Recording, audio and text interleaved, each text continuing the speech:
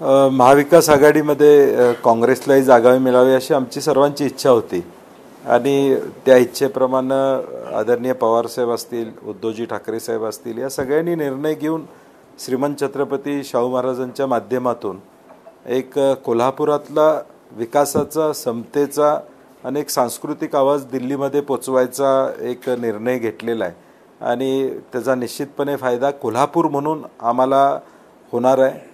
श्रीमंत छत्रपती शाहू महाराजांच्या माध्यमातून या देशामध्ये जो विचार खऱ्या अर्थानं आज गरजेचा आहे, सर्व धर्म समभाव सगळ्यांना बरोबर घेऊन जाणारा छत्रपती शिवाजी महाराजांचा विचार, शाहू महाराजांचा विचार हा दिल्लीमध्ये आता संसदेत लोकशाहीच्या माध्यमातून जाईल याचा आनंद आम्हाला आहे। खरं तर अनेक वर्षानंतर कोल्हापूरची जागा काँग्रेसकडे येते, काँग्रेससाठी किती महत्त्वाचं आहे? 25 वर्षानंतर तुम्हाला जागा नाही, आपण बघतो की पूर्वी काँग्रेस हा एक पक्ष एकटा पक्ष म्हणून लढाई करत होता। नंतर राष्ट्रवादी झाले, काँग्रेस आणि राष्ट्रवादीची आघाडी झाल्यानंतर बरेच वर्ष राष्ट्रवादीच्या माध्यमातून या मतदारसंघाला दिशा देण्याचा प्रयत्न झालेला आहे। काय तुम्ही अजूनही पालकत्वाची वाट पाहताय? 95,000पेक्षा अधिकच्या कुटुंबाचे आयुष्य आनंदाने भरले आहे। आजच कॉल करा आणि मिळवा फर्टिलिटी ट्रीटमेंटवर सूट आणि सर्वांना द्या आनंदाची बातमी।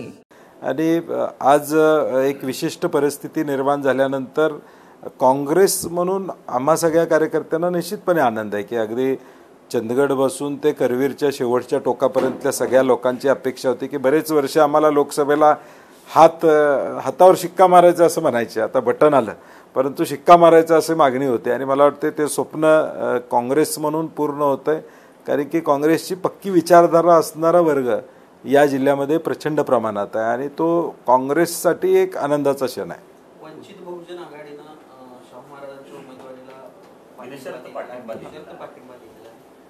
मी सन्मान्य प्रकाश आंबेडकरजींचं मनापासून कोल्हापूर म्हणून मी धन्यवाद देतो, कारण की मला वाटते अजून वंचितची भूमिका राज्यामध्ये महाविकास आघाडीबरोबर यावी यासाठी आमचा सगळ्यांचाच प्रयत्न चालू आहे। परंतु पहिला निर्णय या राज्यामध्ये असेल किंवा देशामध्ये असेल, वंचितचा निर्णय जो झाला तो एका विचारानं झाला, शाहू महाराजांना पाठिंबा द्यायचा। मला वाटतं अजून त्यांनी कुठेही सीट स्वतःची सुद्धा डिक्लेअर केलेली नाही, की मी कधी उभारणार आहे, कुठून उभारणार आहे किंवा माझ्या कुठल्या जागा असणार आहेत ह्याची स्वतःही चर्चा केलेली नाही। म्हणजे खऱ्या अर्थानं डॉक्टर बाबासाहेब आंबेडकरांचे आणि शाहू महाराजांचे ऋणानुबंध जे काही या देशाला बघायला मिळाले, माणगावच्या परिषदेच्या माध्यमातून मिळाले आणि खऱ्या अर्थानं जो शाहू महाराजांचा एक पाठबळ त्या काळामध्ये दिलं गेलं, त्याच्या सगळ्या गोष्टीतून आज आंबेडकर साहेबांनी अगदी प्रामाणिकपणे असेल किंवा हा समतेचा विचार कोल्हापुरातला गेला पाहिजे, मला वाटते राज्यातली पहिली भूमिका त्यांनी घेतलेली आहे आणि म्हणून काँग्रेसचा अध्यक्ष म्हणून मला त्यांचे धन्यवाद द्यायचे आहेत, परंतु कोल्हापूरकर म्हणून मला त्यांचे धन्यवाद मनापासून द्यायचे आहेत। त्यांचा राज्यातला निर्णय अजून झालेला नाही, मात्र कोल्हापूरला त्यांनी पाठिंबा दिलेला आहे काँग्रेसच्या उमेदवाराला। राज्याबाबत काय? नाही, मी म्हणलं मगाशीच म्हणलं की राज्यामध्ये त्यांनी यावं अशी आमची अपेक्षा आहे। आमची महाविकास आघाडी म्हणून त्यांच्याबरोबर चर्चा सुरू आहे। ठीक आहे, काय 2-3 दिवसात 26 तारखेपर्यंत त्यांनी त्या ठिकाणी तारीख सांगितलेली आहे, त्याच्या आधी जर हा निर्णय झाला तर निश्चितपणे सगळीकडे त्यांची मदत आम्हाला चांगल्या पद्धतीची होईल अशी आम्हाला खात्री आहे। कोल्हापूरमध्ये जागा मिळते पण सांगलीची जागा हातातून सुटते, कारण तिकडे उमेदवार जाहीर झाले। तुम्ही खरं तर सांगलीवर तुमचं बारीक लक्ष होतं, सांगलीची जबाबदारी तुमच्याकडे होती। नाही, सांगली पारंपरिकरित्या काँग्रेसला मिळावी अशी आमची सगळ्यांचीच इच्छा होती आणि हा विषय कोल्हापूरची जागा, सांगलीची जागा असा नव्हता। शेवटी ज्यावेळी महाविकास आघाडी म्हणून आपण निर्णय घेत होतो किंवा निर्णय प्रक्रियेमध्ये नेते मंडळी बसत होते किंवा परवा आम्ही स्क्रीनिंग कमिटीलाही दिल्लीला होतो, CECला होतो, शेवटी विनेबिलिटी हा महत्त्वाचा विषय। शेवटी आता आम्ही महाविकास आघाडी कोणावर लढतोय तर भाजपवर लढतोय। भाजपचा एक खासदार कमी करणं हे मुळात ध्येय आहे आणि इंडिया आघाडीची सत्ता देशामध्ये येणं आमचं ध्येय आणि म्हणून आम्हाला काँग्रेस म्हणून वाटते की विशाल पाटील हे उमेदवार असतील तर ते चांगल्या पद्धतीनं लढाई करू शकतील, चांगल्या पद्धतीनं मतदान घेऊ शकतील आणि म्हणून अजून देखील शिवसेनेचा आग्रह आहे, आपण बघतोय की त्यांचा आग्रह प्रचंड प्रमाणात त्यात आहे। परंतु वरिष्ठ पातळीवर अजून चर्चा सुरू आहेत आणि काहीतरी मार्ग निघेल असं आम्हाला काँग्रेसपासून म्हणून अपेक्षा आहे. अजून चर्चा सुरू आहे असं म्हणते, मात्र मागच्या 2 दिवसापूर्वी झाल्यासोबत उद्धव ठाकरेंनी थेट उमेदवारी जाहीर केली चंद्रकांत पाटलांची. नाही, तो त्यांचा अधिकार आहे. ते राज्याचे नेते आहेत, पक्षाचे नेते आहेत, त्यांनी जाहीर करणं हा त्यांचा विषय आहे. परंतु आम्हाला काँग्रेस म्हणून आशा आहे. आम्ही आशा सोडलेली नाही अजून. आम्हाला वाटते की अजून त्यांना आम्ही त्यांची मनधरणी करू, त्यांच्याशी चर्चा करू आणि यातून मार्ग निघेल अशी आम्हाला आशा आहे. खरं तर महाविकास आघाडीकडे राजू शेट्टी आणि हातकणंगलेबाबत अनेक वेळा चर्चा होती. अलीकडे शिवसेनेसोबत त्यांची चर्चा सुरू होती. हातकणंगलेबाबत महाविकास आघाडीने काय नेमका निर्णय घेतला, आपण काय वरिष्ठांकडे सांगितलेला आहे किंवा महाविकास आघाडीने सांगितलं? नाही, ती सीट शिवसेनेच्या वाट्याला आहे आणि म्हणून शिवसेनेबरोबर राजू शेट्टी स्वतंत्ररित्या चर्चा करत आहेत. काँग्रेस राष्ट्रवादी बरोबर वरिष्ठ पातळीवर काही त्यांची चर्चा झाली असं माझ्या तरी ऐकण्यात सध्या नाही आहे किंवा माझ्याशी त्यांची काही चर्चा झाली असंही गेल्या दीड महिन्याच्या काळामध्ये नाही आहे. परंतु एक साधारणपणे मी मगाशी म्हटलं तसं एक आमचा महाविकास आघाडीचा प्रयत्न आहे की भाजपचा खासदार कमी करणं आणि म्हणून घटक पक्ष म्हणून शिवसेनेनं त्यांच्याबरोबर त्यांना पाठिंबा द्यावा आणि ती सीट शिवसेनेला, शेवटी शिवसेना जो निर्णय घेईल त्याला अनुसरून महाविकास आघाडी एकत्रितरित्या बैठकीत निर्णय घेईल की शिवसेनेलाही सोडलेलं आहे, शिवसेनेनं पाठिंबा दिला तर मग आमची भूमिका काय असेल हे एकत्रितपणे पुढच्या 2-3 दिवसात ज्यावेळी अधिकृतरित्या निर्णय होईल तोही यावेळी काँग्रेस राष्ट्रवादीचाही निर्णय त्याच वेळी होईल. नाही, मी गेले 3 महिने तुम्ही सगळ्यांना माहिती आहे, मी गेले 6 महिने म्हणतो की राजू शेट्टींनी महाविकास आघाडीबरोबर लढावं, आम्ही त्यांना पाठिंबा द्यायला उत्सुक आहोत किंवा आम्ही त्यांच्याबरोबर जाण्यासाठी उत्सुक आहोत. एकाच एक फाईट व्हावे हे आम्ही सातत्यानं म्हणतोय. मी तर मला वाटतं किमान 10 वेळा बोललो असेल की राजू शेट्टींना आम्ही पाठिंबा देणार आहोत. आता शेवटी कशा पद्धतीनं ते पुढं जायचं, कशा पद्धतीनं त्याला एक मूर्त स्वरूप द्यायचं हे वरिष्ठ पातळीवर निश्चितपणे ठरेल. बाहेरून पाठिंबा देणं शक्य होणारच नाही, मला आत्ता त्याच्यावर बोलणं संयुक्तिक ठरणार नाही, कारण की ह्याच्यावर वरती आमची काही चर्चा परवा देखील काँग्रेस म्हणून आमची काही चर्चा ज्यावेळी स्क्रीनिंग कमिटीला मी दिल्लीला गेलो होतो त्यावेळी त्याच्यावर काही चर्चा आमची झालेली आहे आणि म्हणून जोपर्यंत उद्धव साहेबांच्याकडून या संदर्भातला परफेक्ट मेसेज हा महाविकास आघाडीमध्ये येईल त्यावेळी हे सगळं सुरळीत होईल आणि त्यामध्ये निश्चितपणे जिल्ह्याच्या एकूण राजकारणाला किंवा एकूण लोकांच्या भावनेचा आदर यामधून निश्चितपणे झालेला दिसेल. नाही, आता त्यांची आता त्याच्या पाठीमागं त्यांची भूमिका काय, माझी त्यांचा संवाद गेले 1.5 महिना नाही आहे. पूर्वी होता संवाद त्यांचा, कारण हल्ली 1.5 महिना ते प्रचारात असल्यामुळं माझ्याशी त्यांचा संवाद झालेला नाही आहे.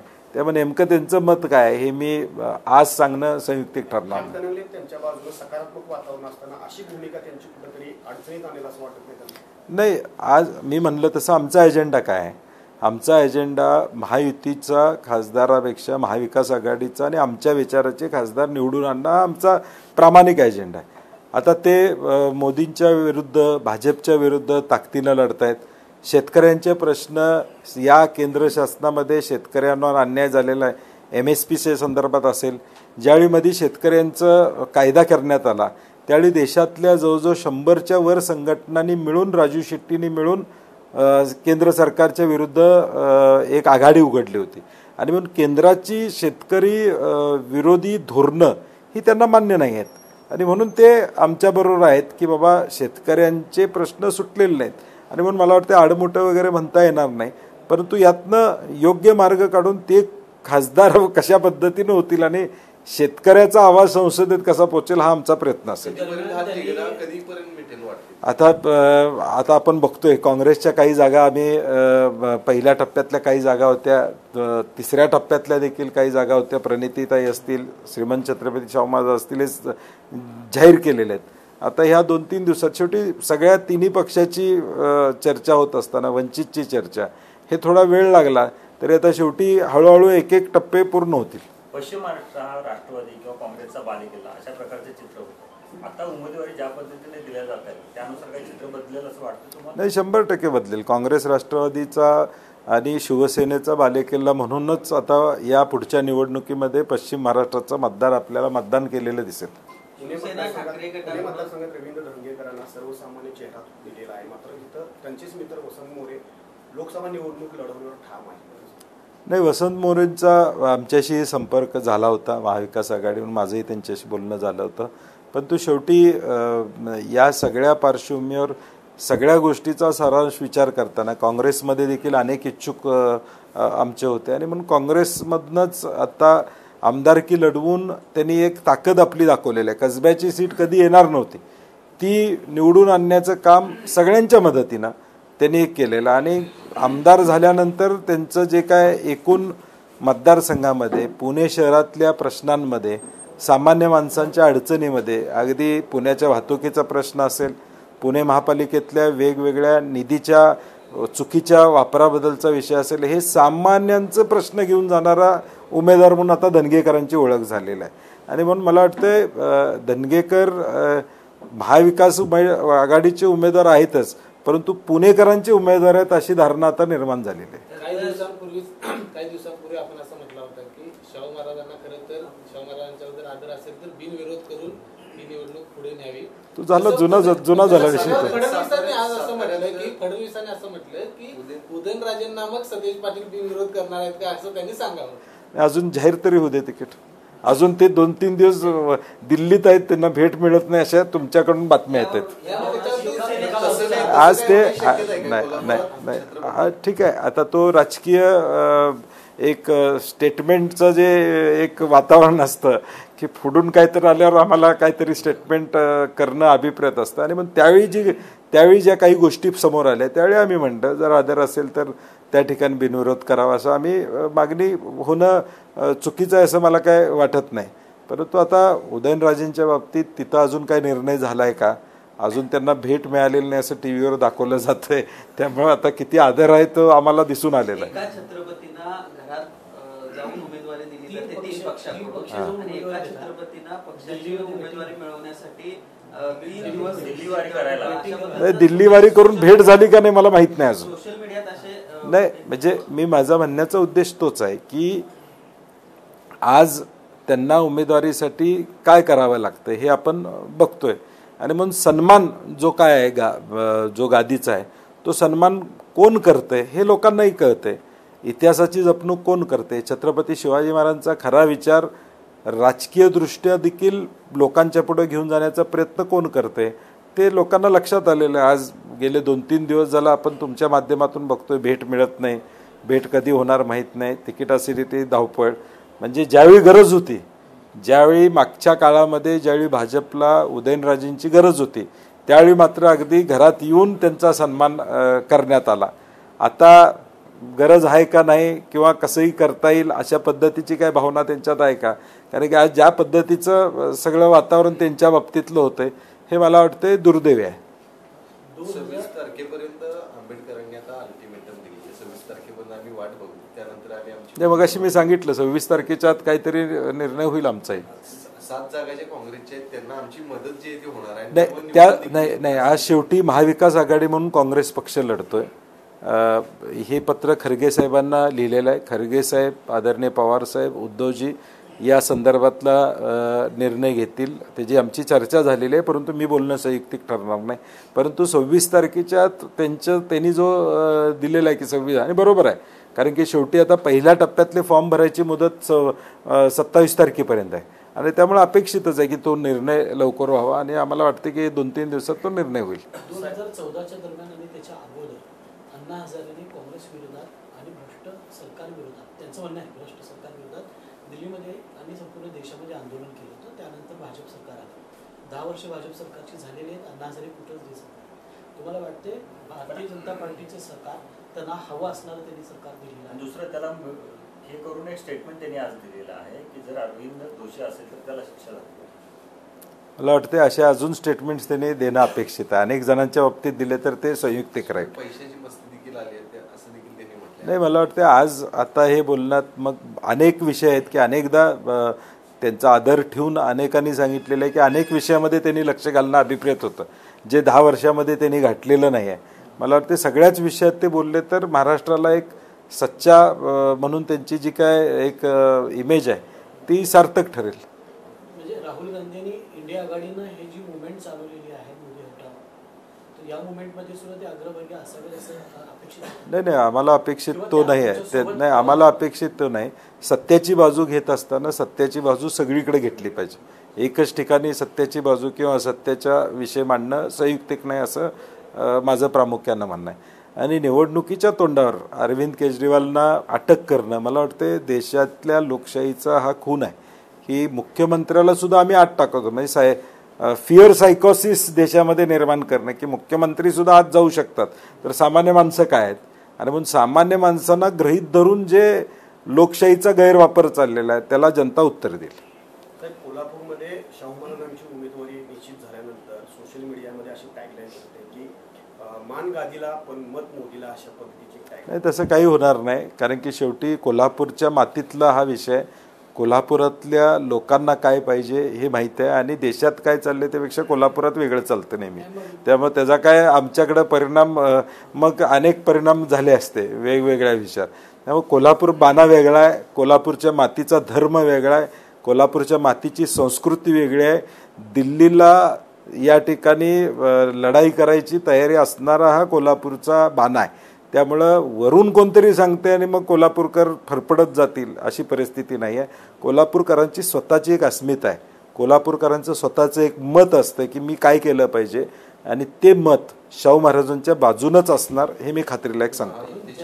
जनता नाराज म्हणून महाराज असं म्हणायचं. आता टॅगलाईन हळूहळू चालू होतील, कारण की महायुतीचा उमेदवारच निश्चित नाही.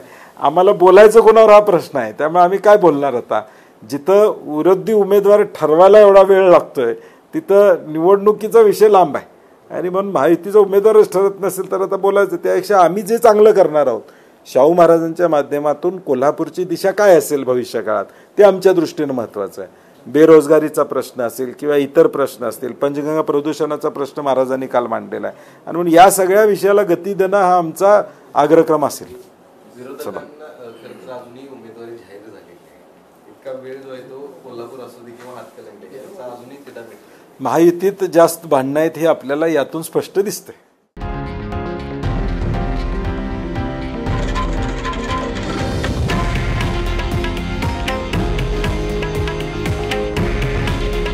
हे आहे देशातील नंबर 1 न्यूज नेटवर्क आणि आपण पाहत आहात TV9 मराठी.